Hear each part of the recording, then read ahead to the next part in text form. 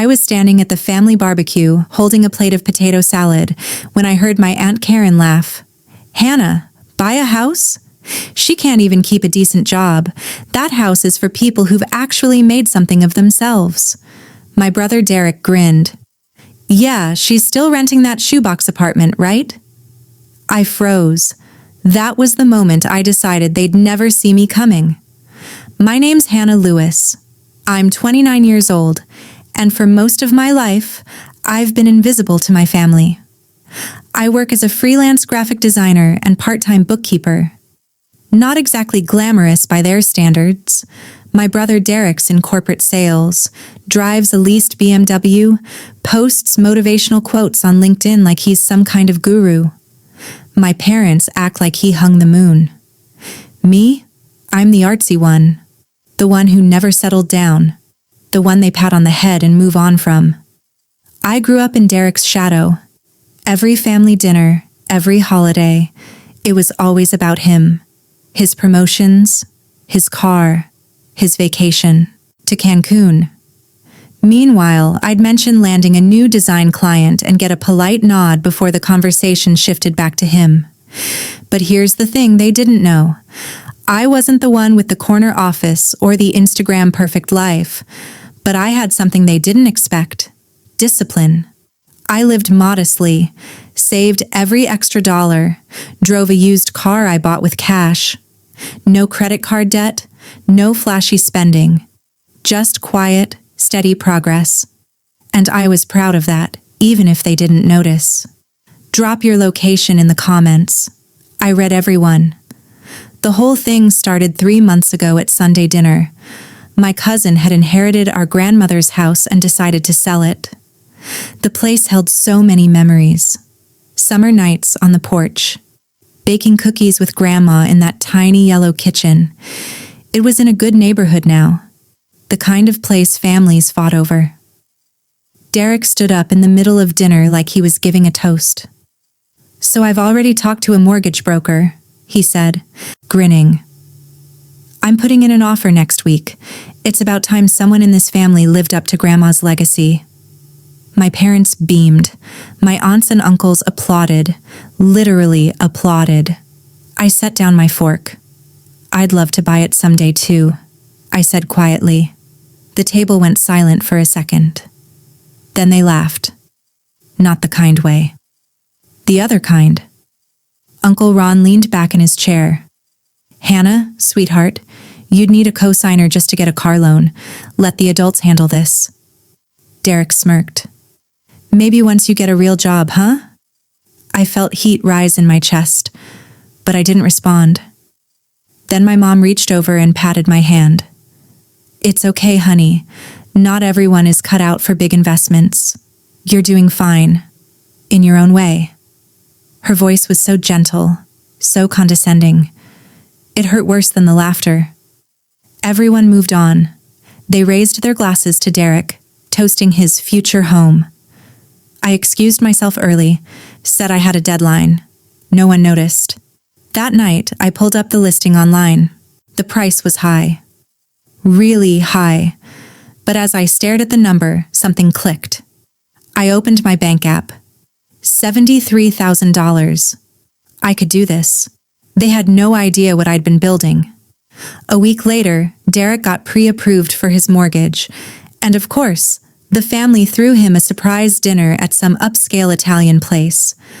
I found out the next morning, through the group chat. There were photos. Everyone dressed up, holding wine glasses, smiling at the camera. The caption read, "To the future homeowner." I scrolled through, my stomach twisting. I wasn't in a single picture, because I wasn't invited. I texted the group. "Would have been nice to be invited?" Derek's reply came fast.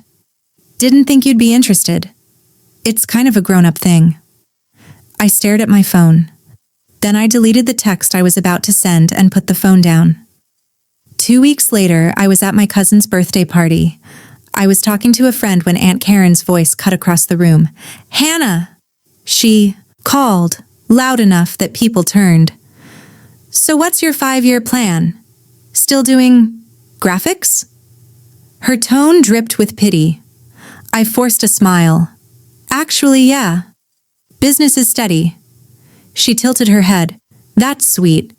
I just think at your age you'd want something more stable. Look at Derek. He's really setting himself up. Derek was standing a few feet away. He heard every word. He grinned. Didn't say a thing. I excused myself to the bathroom and locked the door. My hands were shaking, but I didn't cry. I was done crying. A few days later, Derek called me. His voice was suddenly warm, friendly, like we were close. Hey, Han, quick question. Can you lend me $8,000? I blinked. What? For closing costs. Come on, family helps family. You've got savings, right? I'll pay you back once I sell my condo. I paused. I thought you were pre-approved? I am, he said quickly. But it's tight. Don't be selfish. This is Grandma's house we're talking about. I hesitated. His tone shifted. Cold. You know what? Forget it. I shouldn't have asked someone who doesn't get how real estate works. He hung up. I sat there staring at my phone. Then I opened my banking app again. Stared at that number. $73,000. I'd been careful for a reason. I pulled up my contacts and texted Jenna. She was a real estate agent. We'd met a couple years ago when I did design work for her brokerage. You still in touch with the agent selling my grandmother's house? Her reply came in seconds. Yes. Want me to set up a showing? I took a breath. Yeah, let's do it. What they didn't know was that for the last 6 years, I'd been living like I made half what I actually did. I didn't have a car payment. Bought a used Honda, paid cash. My apartment was modest, but I saved the difference from what I could have afforded. Freelance work paid more than my family assumed. I never corrected them. I took on extra bookkeeping clients during tax season. Socked away every bonus. No credit card debt. Credit score of 780. I never posted about it. Never flexed. I just built something quiet.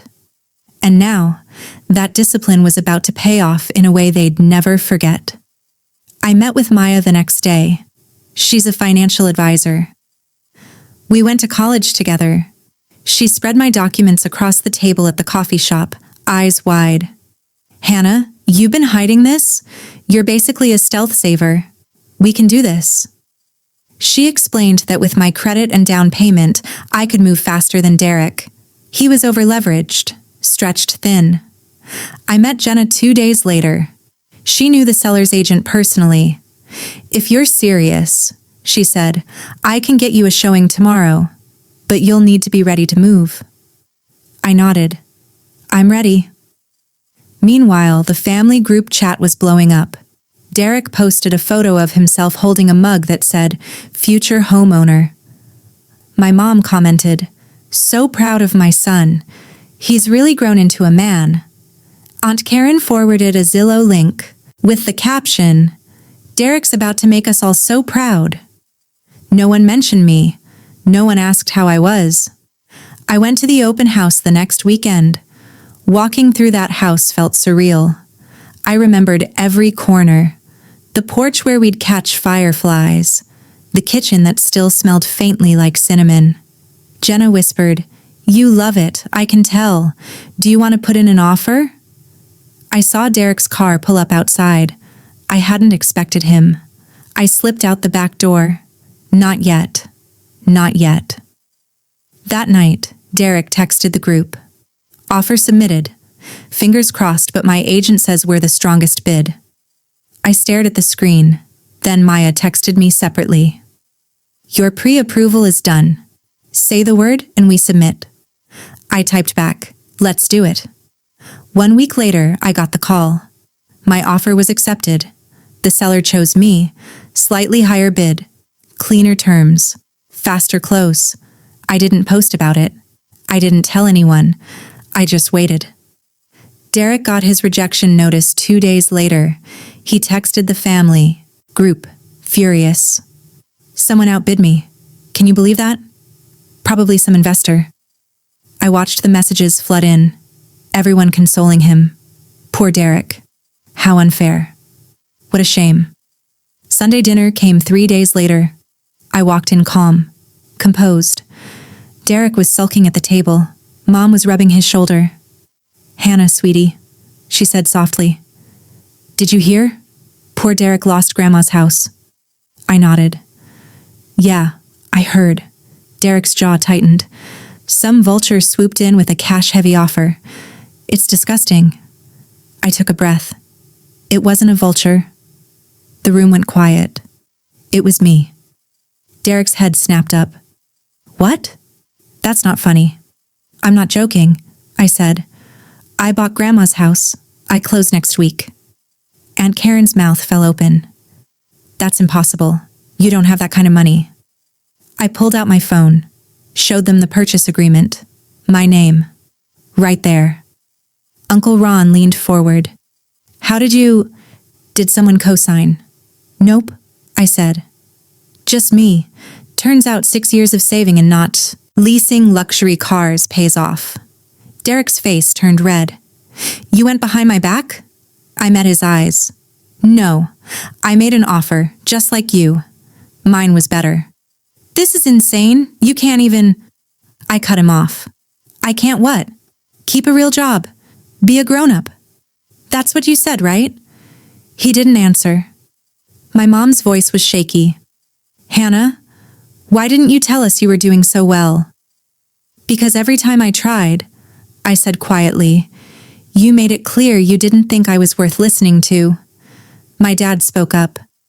"We never meant—" "Yeah," I said. "You did." I reached into my bag and pulled out the house keys. I set them on the table. "I'm moving in next month. You're all welcome to visit, if you can manage to be happy for me." I turned and walked out. My hands were steady. My heart was pounding, but I didn't look back. The family group chat went silent for days. Derek stopped posting his smug updates. He never apologized, but the silence said enough. A few cousins texted me privately. Congratulations. Some even admitted they were impressed. I moved into Grandma's house a month later. I started redecorating. New paint, new furniture. But I kept the porch swing and the kitchen table. I threw a small housewarming party. Just the people who'd supported me. Maya, Jenna, a couple close friends. My younger cousin who'd always been kind. We toasted on the porch as the sun set. My mom called a week later. Her voice was small. "We're really proud of you, Hannah. I wish we'd said it sooner." I paused. "Thanks, Mom. But I didn't do this for your approval." She was quiet. "I did it for me." Derek never called. Now I sit on Grandma's porch most mornings, coffee in hand, watching the sun come up. I'm not angry anymore. I'm not hurt. For once, their silence didn't hurt me. It freed me. I finally understood I didn't need their approval. I just needed my own. If this story hit home, do me a favor. Hit that subscribe button and drop a comment telling me where you're watching from. Seriously, I read them all.